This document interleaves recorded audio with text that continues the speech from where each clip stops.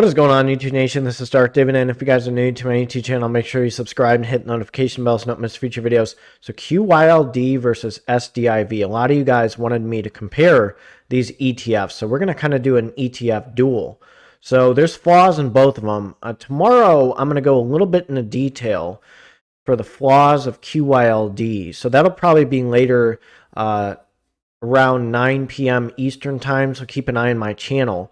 QYLD versus monthly dividend stocks. I'm going to kind of do a comparison, but these guys, they're very similar with their high dividend yield. So we need to go over these guys a little bit, and I'll show you which one I like better. So if you're new to this channel, make sure you subscribe and hit the notification bell so you don't miss future videos. And again, remember, this is not financial advice for entertainment purposes only. Make sure you smash that like button. Gotta hit that notification bell. I just got a post from someone, to do a review on a dividend stock, and I just did it like a few days ago. So if you hit that notification bell, you're gonna see videos coming out like crazy. So you may miss a video if you don't hit that notification bell. Let's check these ETFs out right now. So right here I have SDIV, and then I have right here in the kind of the aqua color QYLD. So here's the S&P. The S&P has dominated these two ETFs. Now they're a little bit diversified, and I'll go over that shortly. But the thing with this SDIV, it has done less than QYLD. So again, these are not dividend growth stocks. These are specifically for income. So it's sitting at 949 right now, and Global X right now is sitting at 1763. So there is no way these guys will keep up or beat the S&P. So I want to tell you guys that, because these guys are just monthly income, strictly monthly income. They're not going to increase their dividend over time. I'll go over the dividend history in these guys and the dividend trends, and I'll explain to you why it's not a really good long-term dividend growth ETF, especially a monthly dividend growth ETF. So let's go over SDIV first.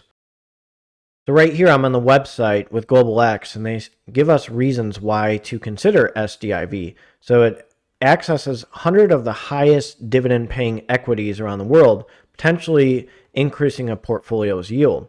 SDIV makes distributions on a monthly basis and has made distributions each month for over 10 years. So investing in equities from around the globe can help diversify both geographic and interest rate exposure. So let's look at a little bit more information. So the distribution yield is 12.71, has 110 holdings, and the expense ratio is 0.58%. And we're going to go over a little bit with the distribution history, but first we need to see what's inside these guys. So right here, here's some companies: Logan Group, Madeira, CMC Markets, Imperial Brands, PLC, Golden Ocean Group, Sinopec Engine, China Sinua Energy. So one thing I don't like are Chinese companies, because they're not reliable, and they have screwed people over in the past, like Luckin. A lot of investors were screwed by these guys. So Lumen Technologies, I did a video on Lumen. They have not increased their dividend over time. Starwood Properties, I have Omega Healthcare Investors.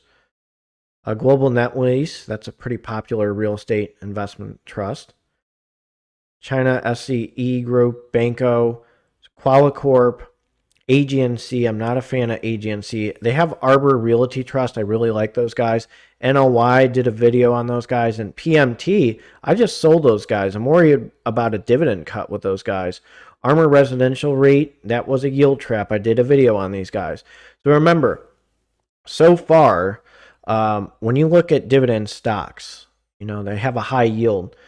It's like dating a hot person, but they're really toxic inside.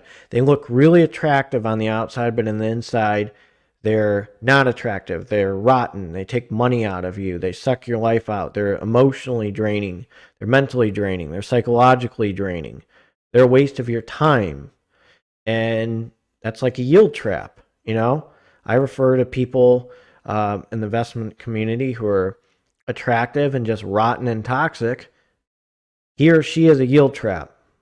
And, I'm into women, so I refer to women as yield traps in the investing community who are pretty rotten and are very attractive, but they're just toxic in the inside. So IVR, they just had some issues.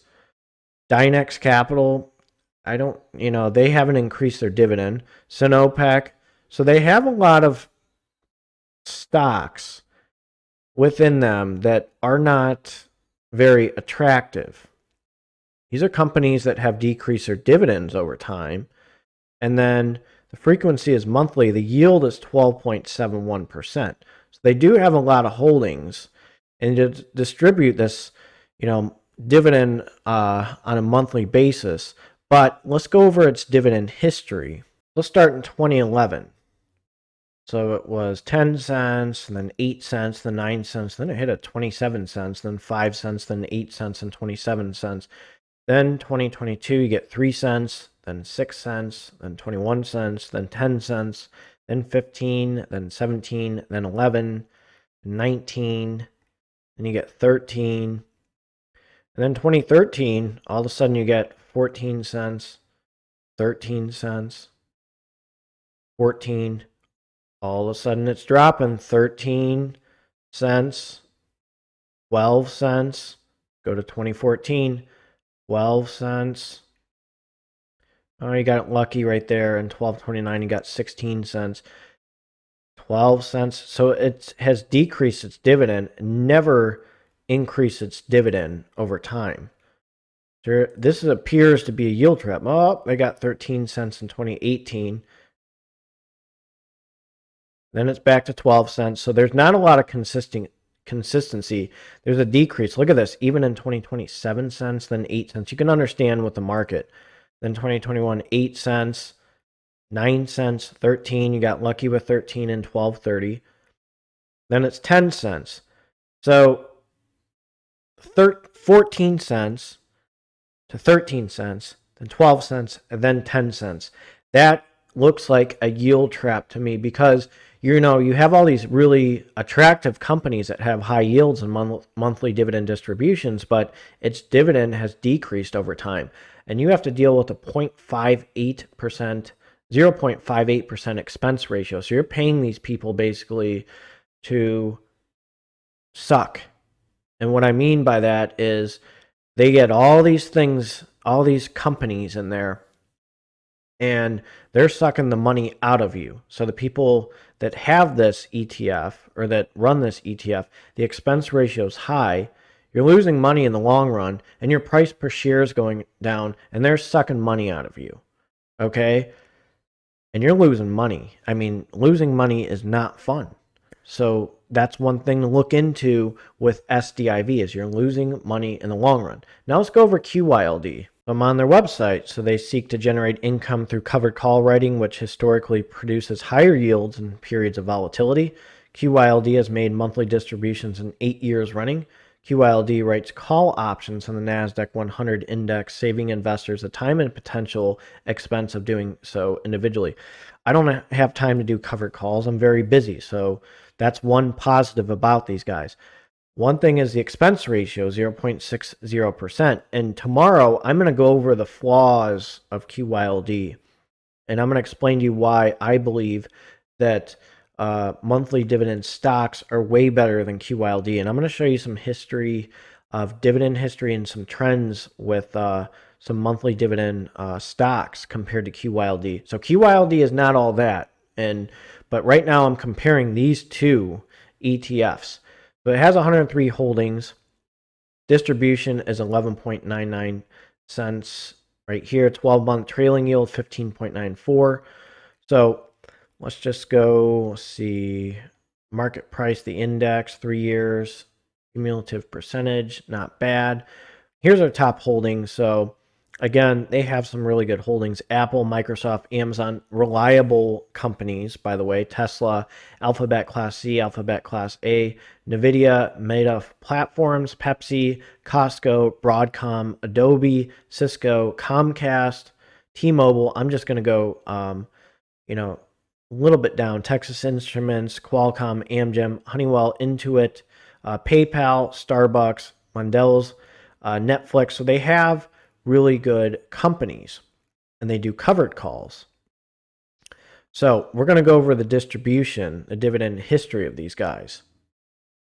Let's check these guys out. So 2014, 25 cents, then 19 cents, and 26 cents, and 24, and 21, 22, 19 cents. So it's a little bit of a scatter bomb, okay?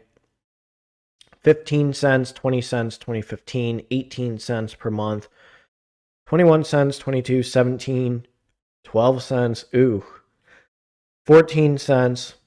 Now you're seeing why in my video tomorrow, I'm going to show you some flaws of QYLD. And one thing is the inconsistency with these guys versus SDIV. So SDIV, at least you're getting a decent distribution. Now these guys do covered call options, 12 cents, 9 cents, 12 cents in 2017, 2018, 25 cents, 24, 23. Then you get 18 cents, 21, 16. So as a long-term dividend stock, neither of these are reliable for income. You know, if I want to make a set amount of income of $100 a month, you're not going to get it in this. Like, you know, if you have X amount of shares, you make 100 one month, you may not make 100 next month with these guys. So looking at these trends, 2021, I always tell you guys, there's a window. At worst, at its worst, you're going to get 17 cents. At its best, you're going to get 23, 24 cents a month. And again, it's not going to beat the S&P. It does a covered call option. It's not a really good monthly dividend ETF, a growth dividend ETF. You're getting trends from a certain range. Neither of them are completely reliable. That's one thing I have an issue with both of these. But if you compare the trends, okay, price, expense ratio, QYLD's expense ratio is higher. And tomorrow we're going to discuss taxes and expense ratio with QYLD as well. Why there's some flaws with these guys. And they're not all, you know, all knowing and all holy, you know, the ultimate monthly dividend income. They're not. And I'm going to explain to you why, and I'm going to go into detail, but you're at least have some consistency from here to here. And with SDIV, you're getting a decrease in dividends over time, which is a huge turnoff. Now, these both are high yield monthly dividend distributions, but at least with QYLD, you get a range of 17 cents at worst in a month to maybe about 23, 24 cents at best. Now, I had a crazy thing at the end of 2021, 49 cents right here. That was great, but it's not going to always be like that. So I like QYLD better than SDIV. I will not touch SDIV with a 10-foot pole. And like I said in my previous video with SDIV, and I gave a reference to SDIV with a real-life situation. I'll actually put the link in the description. But QYLD just dominates. It's way better. I like it's more reliable. I don't think either of them are reliable, but I like QYLD a lot better. So let me know what you think of this video. If you are new to this YouTube channel, make sure you subscribe and hit the notification bell so you don't miss future videos. Check out my video tomorrow. You got to hit that notification bell. I'm going to tell you the flaws of QYLD and why it's not my favorite monthly dividend ETF and the flaws of it and why I like monthly dividend stocks better than QYLD. So you guys take care and have a good one.